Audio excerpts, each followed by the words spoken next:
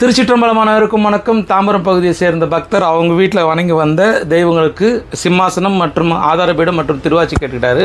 பெருமாளுக்கு உண்டான அமைப்பாக அஸ்வபாத பீடம் மற்றும் திருவாச்சி வெள்ளியான கொடை, அதாவது வெள்ளி பாலிஷ் உள்ள கொடை கேட்டுக்கிட்டாரு.